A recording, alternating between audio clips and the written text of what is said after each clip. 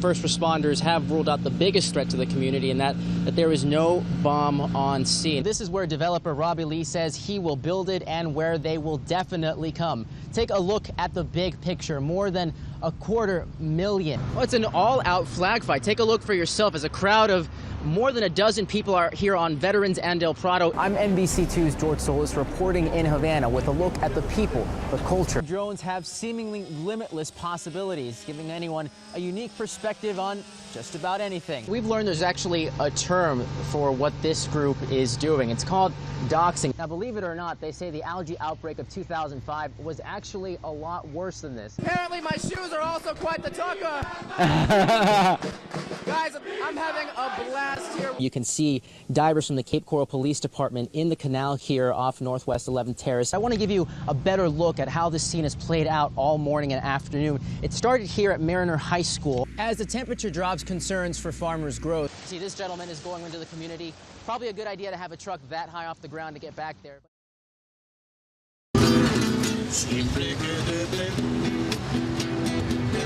On the busy streets of Havana, the sounds of a six-string drown out the everyday commute.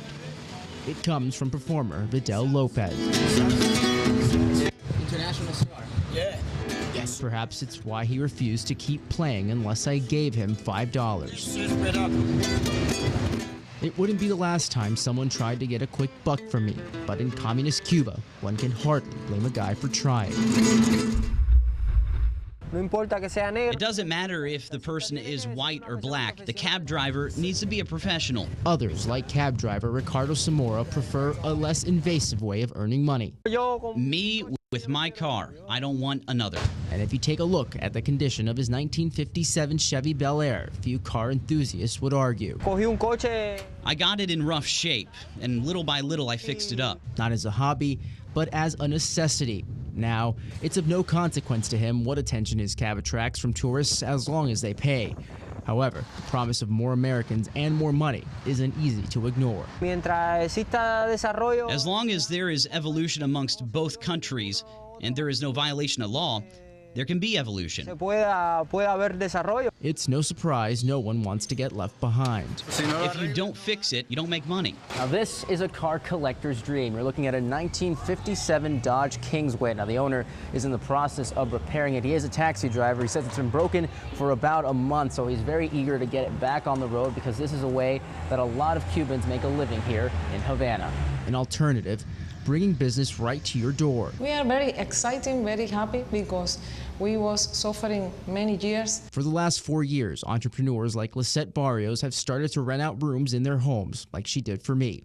Reservations she's accustomed to making mainly for European tourists. She says the day the headlines read Cuba aspired to restore a dialogue with the U.S., her heart, much like her home, opened up. We are very happy because we are very friendly, very with American people, and we are very near. And suddenly, the world didn't seem so out of reach. We don't have to be like in war. Yeah, we have to be friendly.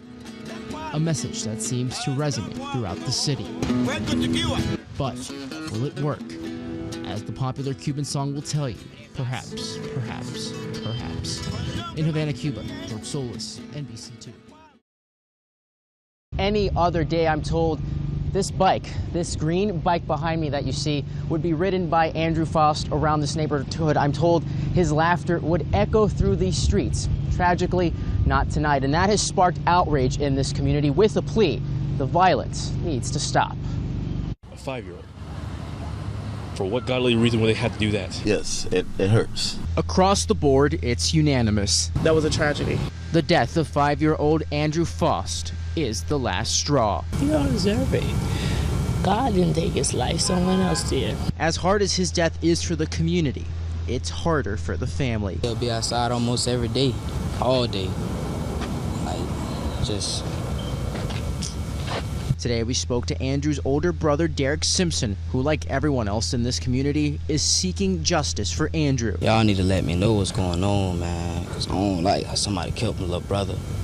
And it wasn't even meant for him. Like, he didn't even have enemies. Simpson says his little brother was a ball of energy. He had a warm smile. He was just an innocent, loving child. This is the same little bike I seen last week on.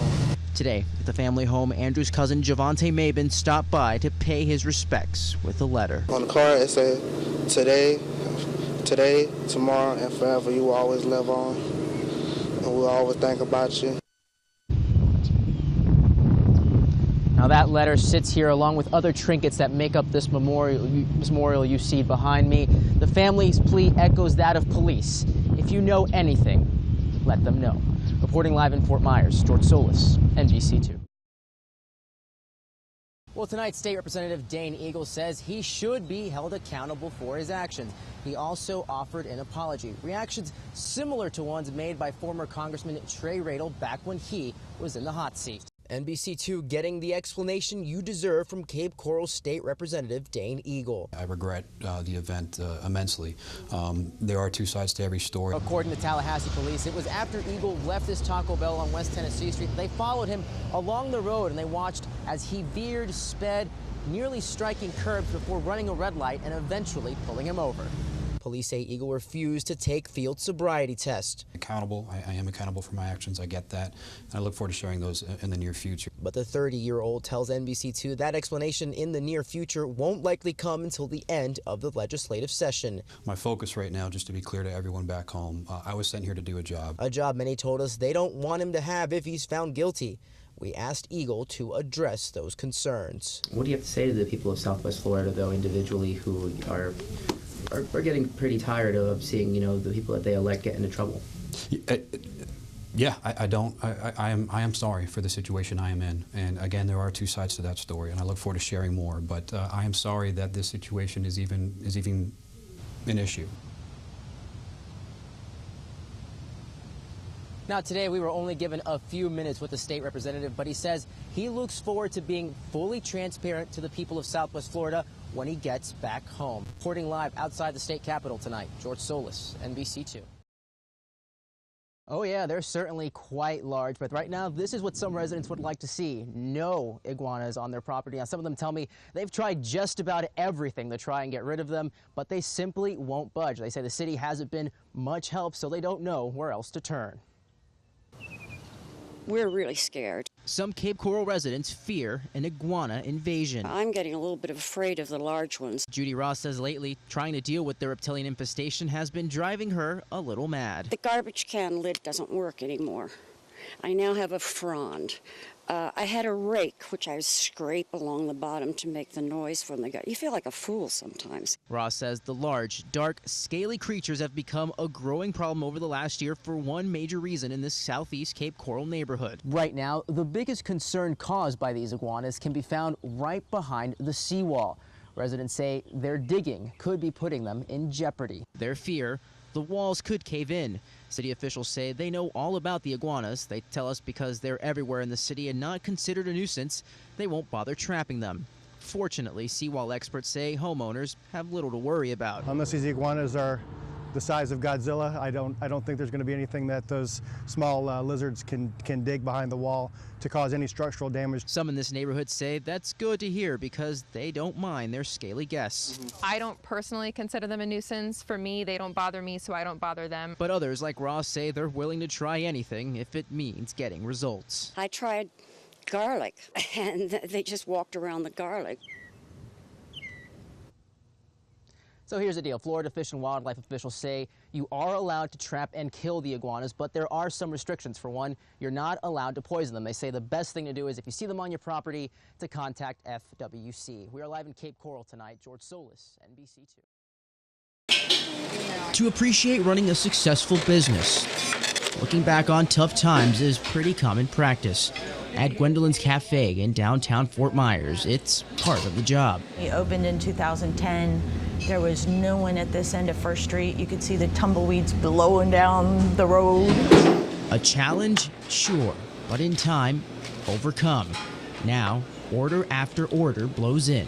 We've been very blessed. Owner Gwen Howard credits more than just a great menu. I am able to gather, strong, willing people fairly quickly. Like Sherry Benjamin. It's a lot of work sometimes. Benjamin, like many who work at Gwendolyn's, exemplify what Gwen means by strong willing. I got addicted to pain narcotics, high dosages. Jail wasn't far behind, but neither was a second chance. A lot of people don't want to talk about their addiction and about where they've been and what happened in their life. But me, I'm not ashamed. Now she's delivering full-course meals to a local treatment facility, You ready? helping feed others who were once like her, recovering from an addiction.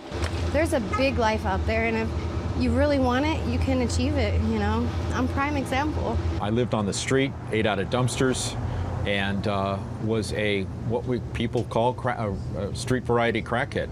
John Nichols is a 5-time convicted felon. He's also the former delivery guy at Gwendolyn's. But now, I have my own small mobile disc jockey business. I host a morning radio show on Sundays. Back from the brink thanks to a newfound faith and friend like Gwen. If God puts me in a healthy situation, then only good things will happen from it. And that's what Gwen does. She is a champion of helping others. Where most might close a door, Gwen offers windows of opportunity. She knows about second chances. This is my second restaurant that I've owned. My first one I had many years ago, and I was not sober.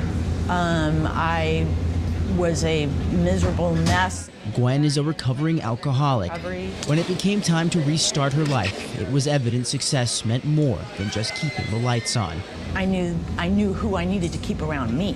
A kitchen where experience is more than just a line on a resume.